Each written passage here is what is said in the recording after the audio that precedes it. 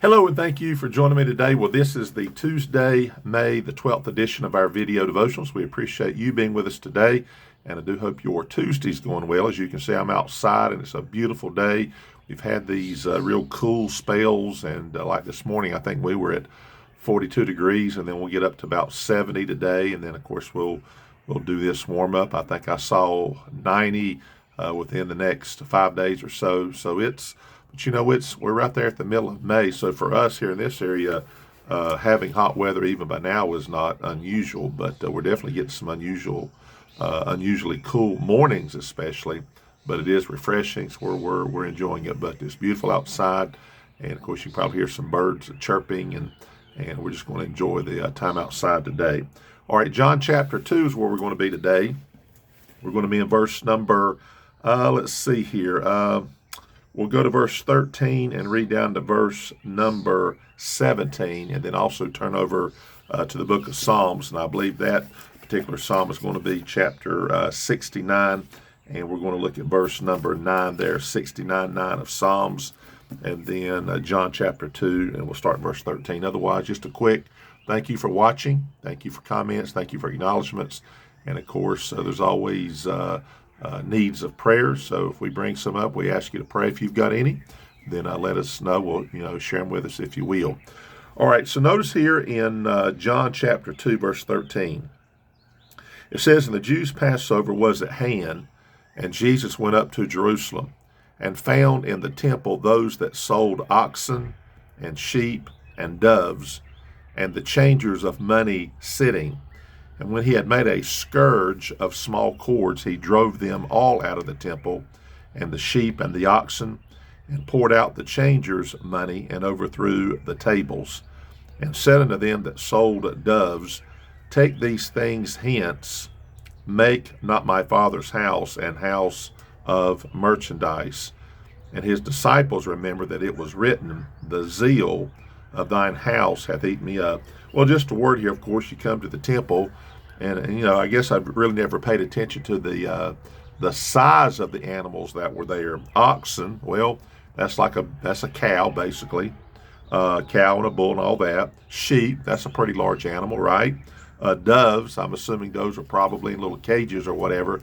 But the point is, imagine going to your church and seeing cows and sheep and all of that inside the church there in that area. And of course, the changers of money, that means that's kind of like having like a cash register set up, if you please. They were ready for business is what that was all about.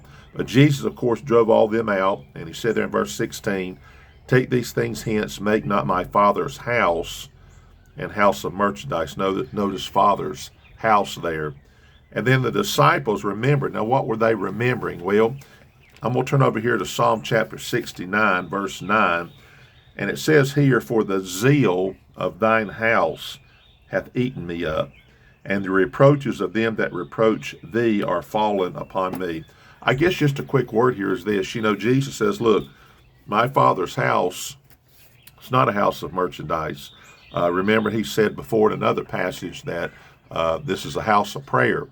So I guess my point is, the practical side of that is this. How much zeal, how much love, of course that would be a part of it, how much determination to see your church, the house of God, be what it should be.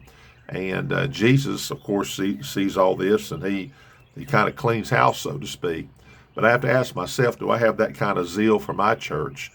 Do I have that kind of zeal for the Father's house? And I know there's people that are attached to their church, and they're attached to the people. I get that. And that's easy, and it's not an unusual thing.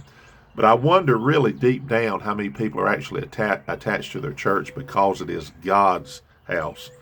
I honestly believe there's some people, they attend a church because of the people and not necessarily because the Word of God is preached there. I believe some people, they stay because of the people more than they stay for God. So that's pretty maybe a serious statement of judgment. Well, I really believe there's people that feel that way. I think they're more concerned about that than they are the preaching of the Word of God, the winning of souls, and so on. So they're infatuated with the people, and I get that.